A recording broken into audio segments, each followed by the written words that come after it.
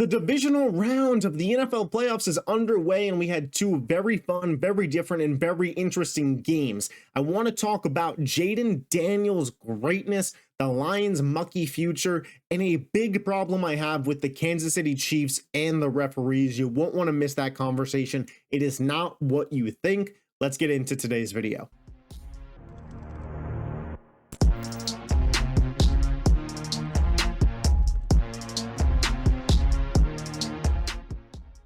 Holy smokes, NFL Divisional Playoff weekend is off to a fantastic start. The stunner, the Washington Commanders, the 6 seed Washington Commanders have gone into Detroit and defeated the 15-win Lions team 45-31. And there's a couple of reasons for this. For starters, congratulations to the Commanders and Chiefs fans. Your teams have moved on to conference championship games today. I'm sure this feels a little bit sweeter for Commanders fans. For Lions fans and Texans fans, my thought goes out to you guys. I can understand how tough it is to have your team season end today, especially if you were the 1 seed Detroit Lions. 15-win season has come to an end. And if you're a Lions fan and clicked on this video, there's going to be some harsh truths that you don't want to hear, and, we're going to talk it out. If you're a Commanders fan who clicked on this video, let's start the Jayden Daniels glazing. At the end of the day, was the Lions defense banged up? Yes. At the end of the day, if the Lions defense was healthy, could this game have potentially gone differently? Absolutely. But the bottom line, in the truth of things, is the reason that the Commanders won this game today is because Jayden Daniels is simply better than Jared Goff.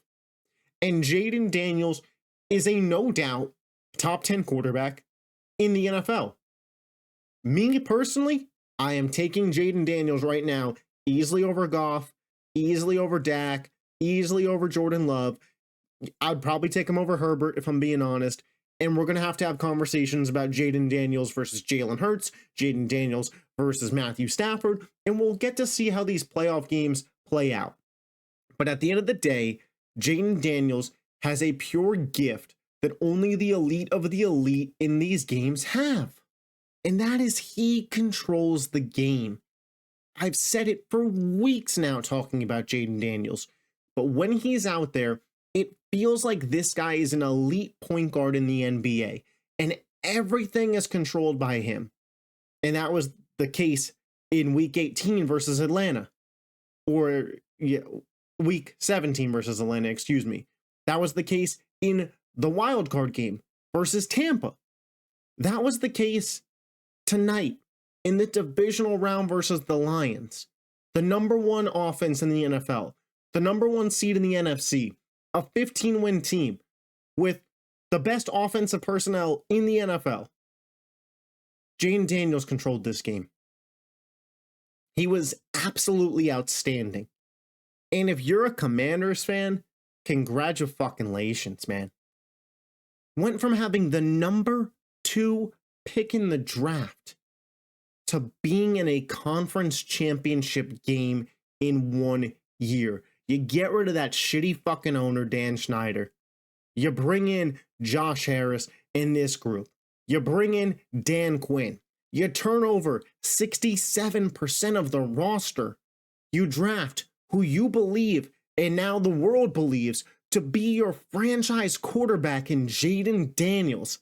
And not only do you see immediate success, not only do you draft a rookie of the year, but I think that this game has to have exceeded every single Commanders fan's expectation going into the year and then some.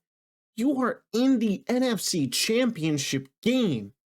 And regardless of what happens, a bright future, a successful season. That is for sure there for the Commanders.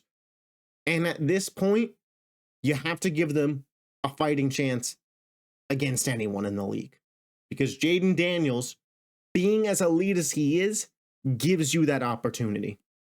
And for the Detroit Lions, while yes, it's easy to say Jared Goff needed to be better, and if our defense was healthy, we could have won games, this is another year of an elite roster, an elite coaching staff, where the ball gets dropped in a game they could have won. And now Ben Johnson and Aaron Glenn likely gone. And it's, what is Dan Campbell made of as a head coach without those guys? What can they bring in? And what happens back at the drawing board? There's a lot of questions in Detroit. I don't think it is an understatement to say that this year was the Detroit Lions going into the playoffs the best shot in franchise history to win a Super Bowl. And they don't even win a playoff game.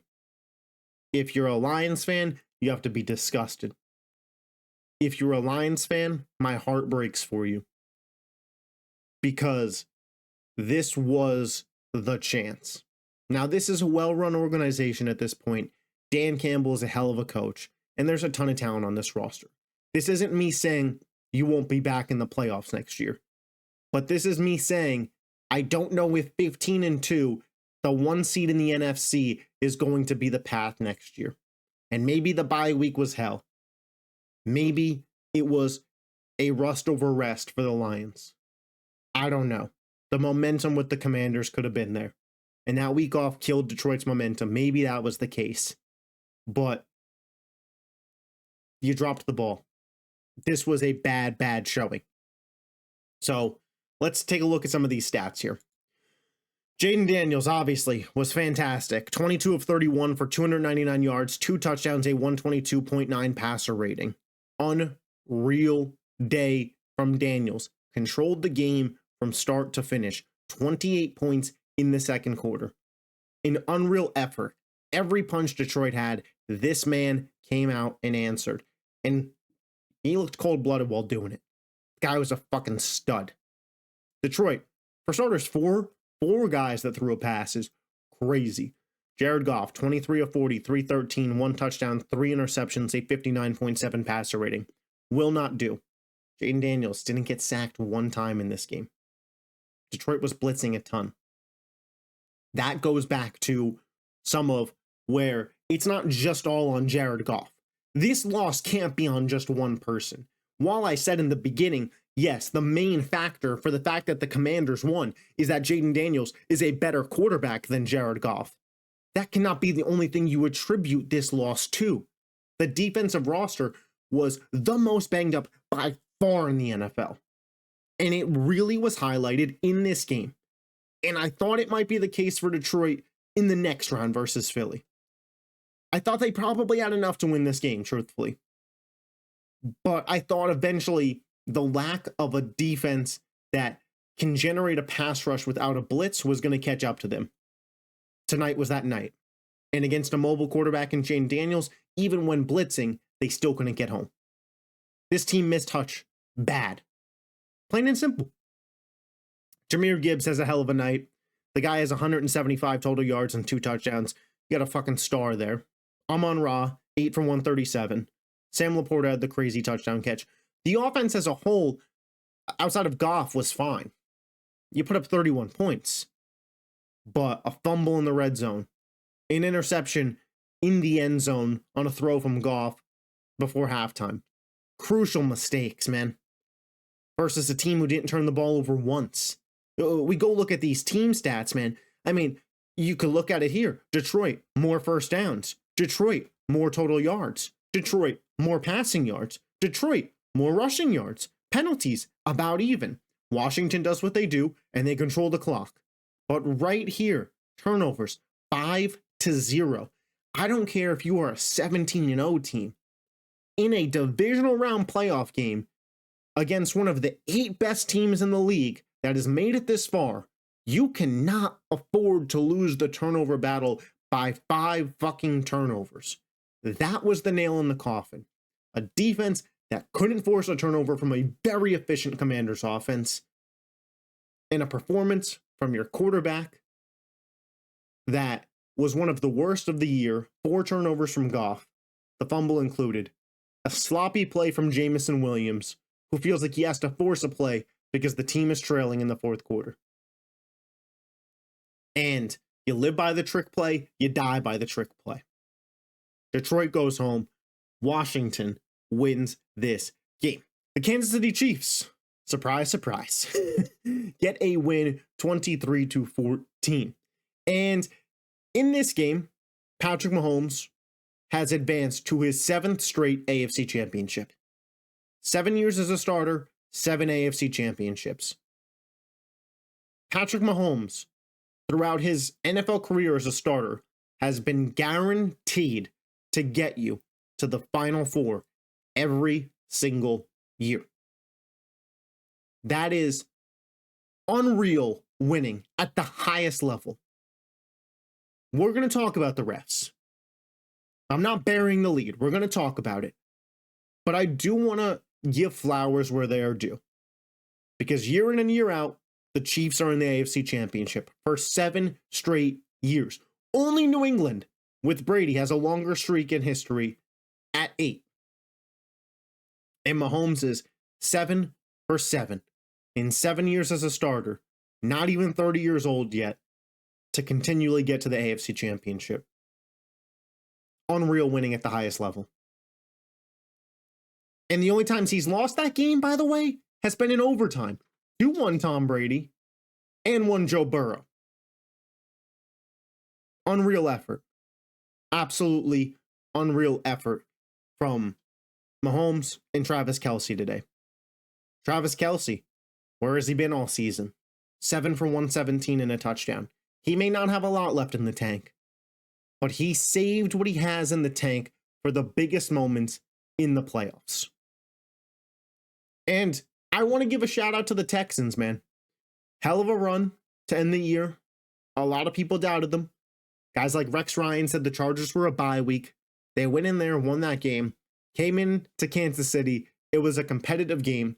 I thought CJ Stroud played as good of a game as he could have played. But at the end of the day, against a very good Kansas City defense, who can focus in on Nico Collins, not having Stephon Diggs, and not having Tank Dell, and instead having Xavier Hutchinson and John Mechie, really showed.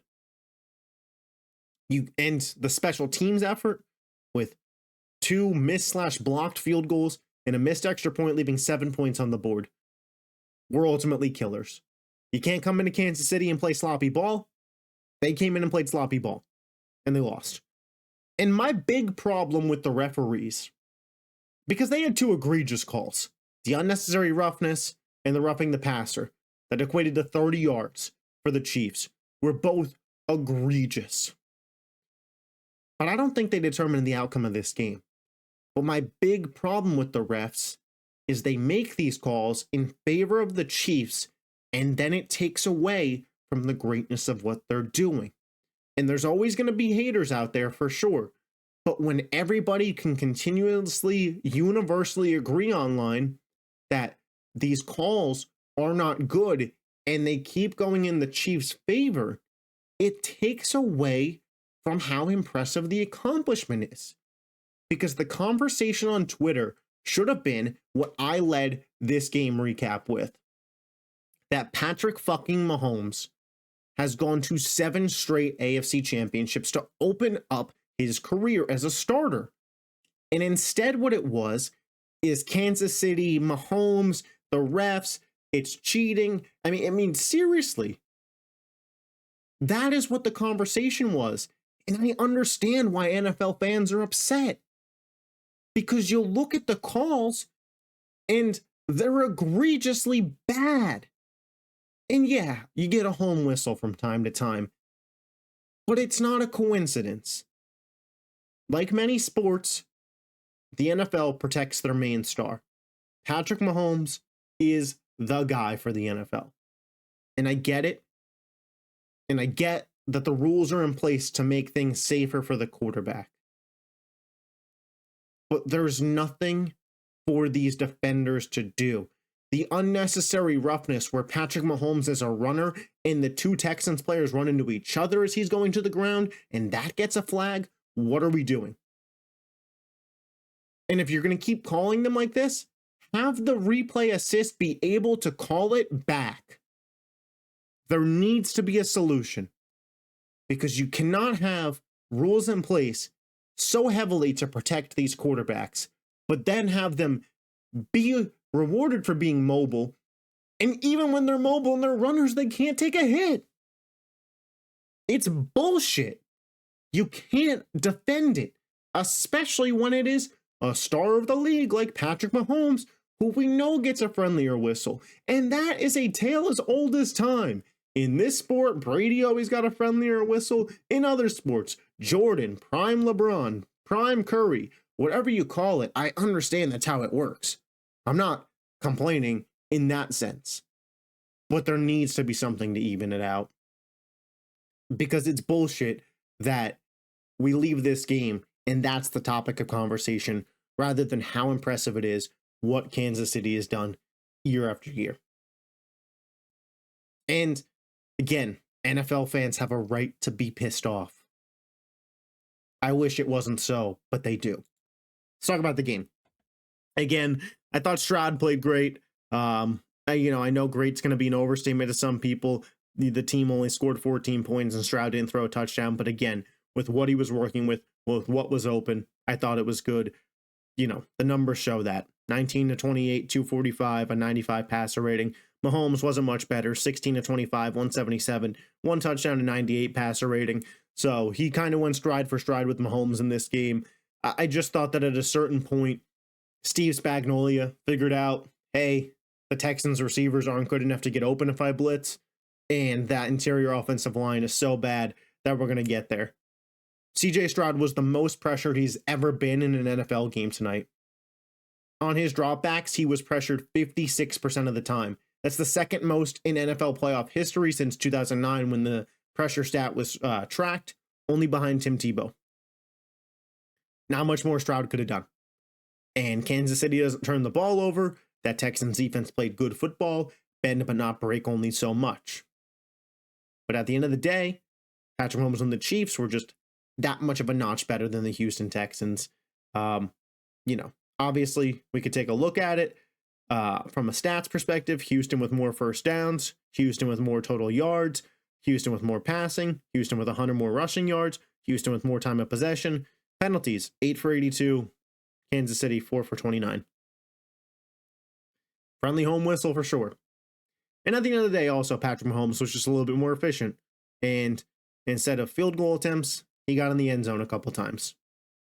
That's the real truth of it. And Houston, I think they have a really, really bright future. They need to invest in offensive line, bring back another wide receiver, whether it's Stephon Diggs, you draft a guy, go sign a guy to a long-term deal, and you run it back. CJ Stroud is 23 years old, the youngest quarterback in these playoffs, already has 2 playoff wins, and in back-to-back seasons has won his division and has had his team in the Final Four in the AFC. Against some real great teams in Kansas City, Baltimore, and Buffalo. And for KC, hey, 7 years in a row, AFC Championship. Season for them pretty much starts now. A little PSA, I won't be live. There won't be a video tomorrow night after the games. Full transparency, one of my family members, my uncle, dealing with a cancer at the moment, and there's a benefit tomorrow out of state. I'll be driving about an hour and a half, 2 hours for that. Watching the Eagles game at the benefit. My dad, a Bills fan, I'll be staying up there watching the game with him. So the reaction to that will be Monday. Only telling you guys just because I don't want you to think I'm unprofessional. Not looking for pity or sympathy. If you're a praying type, cool, I'll accept the prayers, but just wanted to keep you guys informed. If you love the NFL and you're not already subscribed to the channel, hit that button. I will catch you guys next time. Peace.